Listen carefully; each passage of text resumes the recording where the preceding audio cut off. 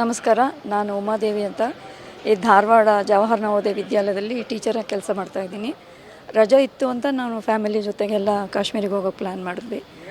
ಅದೇ ಅವರೆಲ್ಲ ಹೇಳ್ದಂಗೆ ಅಲ್ಲಿರೋ ಪರಿಸ್ಥಿತಿನ ವರ್ಣನೆ ಮಾಡೋಕ್ಕೇ ಸಾಧ್ಯ ಇಲ್ಲ.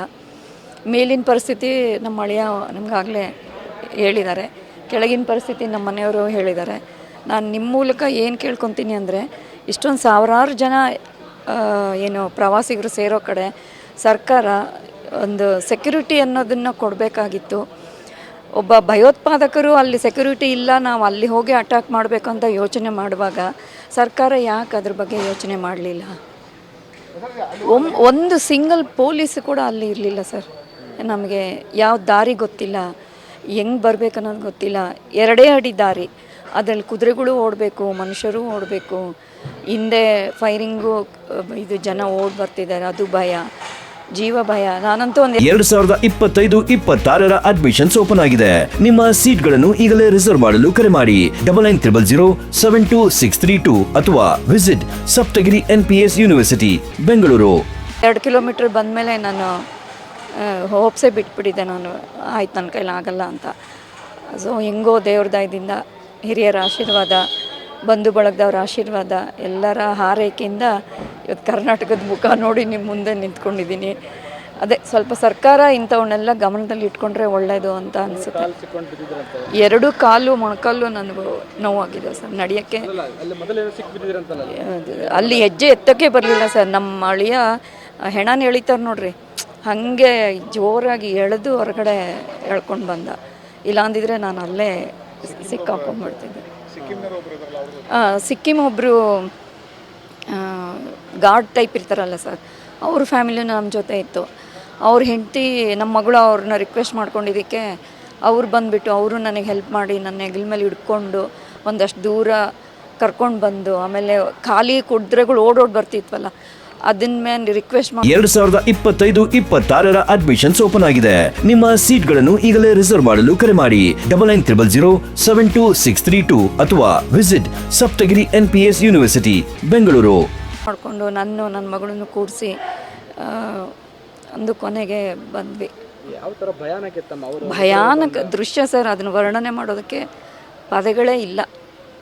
ನಾನು ಅಷ್ಟೇ ದೂರದಲ್ಲಿ ನೋಡ್ರಿ, ಅದು ಇದೆಯಲ್ಲ ಅಷ್ಟೇ ದೂರದಲ್ಲಿ ನೋಡಿದ್ದೀನಿ. ಒಂದು 15-16 ಅಡಿ ಅಷ್ಟರಿಂದ ನೋಡಿದ್ದೀನಿ. 4 ಜನ ಇದ್ದರು. ಒಂದು ಕಡೆಯಿಂದ ಫೈರಿಂಗ್ ಆಯಿತು, ಅದೇನು ಸಿಗ್ನಲ್ ಕೊಟ್ಟರೋ ಏನು ಮಿಸ್ಫೈರಿಂಗ್ ಆಯ್ತದು. ಸೊ ಆ ಮಿಸ್ಫೈರಿಂಗ್ ಆಗಿದ ತಕ್ಷಣ ಇವರು ಫೈರಿಂಗ್ ಮಾಡೋಕ್ಕೆ ಸ್ಟಾರ್ಟ್ ಮಾಡಿಬಿಟ್ರು. ಇದ್ದಕ್ಕಿದ್ದಂಗೆ ನಮ್ಮ ಮಗಳು ಊಟ ಮಾಡ್ತೀನಿ ಅಂತ ಹೇಳಿ ಮ್ಯಾಗಿಗೆ ಆರ್ಡ್ರ್ ಕೊಟ್ವಿ, ಕುತ್ಕೊಂಡ್ವಿ, ಅಷ್ಟಕ್ಕೆ ನಾವು ಬದುಕೊಂಡ್ವಿ. ಇಲ್ಲಾಂದರೆ ನಾವು ಯಾರೂ ಉಳಿತಿರ್ಲಿಲ್ಲ. ನನ್ನ ಕಣ್ಣೆದುರಿಗೇ ಸುಮಾರು ಒಂದು 5-6 ಹೆಣ ಬಿದ್ದಿದ್ದು ನಾನು ನೋಡಿದೆ ಸರ್. ಅಲ್ಲಿ ಒಂದು ಜಿಪ್ಲೈನ್ ಅಂತ ಇತ್ತು, ಹಿಂಗೆ ರೋಪ್ವೇ ಥರ, ಅದೆಲ್ಲ ಮಕ್ಕಳು ಆಡ್ತಾಯಿದ್ರು. ಅದರಲ್ಲಿರೋರು ಎಲ್ಲರೂ ಇಮ್ಮಿಡಿಯೇಟ್ ಶಾಟ್ ಡೆಡ್. ಅಲ್ಲಿ ಭೀಕರ ದೃಶ್ಯ ಸರ್, ಅದು ಹೇಳಕ್ಕಾಗಲ್ಲ. 2025-26 ಅಡ್ಮಿಷನ್ಸ್ ಓಪನ್ ಆಗಿದೆ.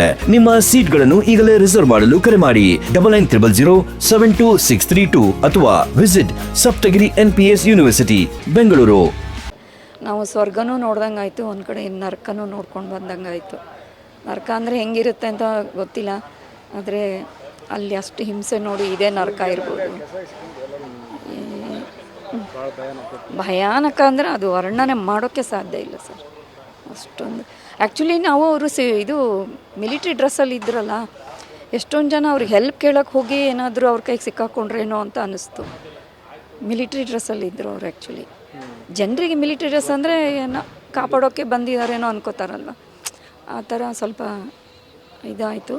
ಒಂದೇ ಗೇಟ್, ಅದಕ್ಕೆ ಇಷ್ಟಾಗ್ಲದು ಒಂದೇ ಗೇಟ್, ಅಷ್ಟರಲ್ಲೇ ಸುಮಾರು 1,000-1,500 ಜನ ಓಡಬೇಕು.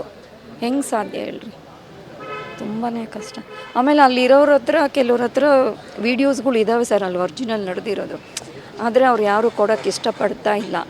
ಯಾಕಂದರೆ ಯಾಕೆ ನಮಗೆ ಸುಮ್ಮನೆ, ಇದು ಇಂಟರ್ನ್ಯಾಷನಲ್ ಇಶ್ಯೂ ಅಲ್ವಾ, ಯಾಕೆ ನಾವು ಅದ್ರಲ್ಲಿ ಸಿಕ್ಕಾಕ್ಕೋಬೇಕು ಅನ್ನೋ ಒಂದು ಇದು ಕೂಡ ಇದೆ. ನಾವು ನೋಡಿದ್ವಿ ಸುಮಾರು ಜನರ ಹತ್ರ ವೀಡಿಯೋಸ್ಗಳು, ಒರಿಜಿನಲ್ ವೀಡಿಯೋಸ್ಗಳು ಇತ್ತು, ಅದ್ರಲ್ಲಿ ಕ್ಲಿಯರಾಗಿ ಕಾಣ್ತಿದ್ದಾರೆ ಅವರೆಲ್ಲ. ಆದರೆ ಓಕೆ, ಥ್ಯಾಂಕ್ ಯು ಸರ್.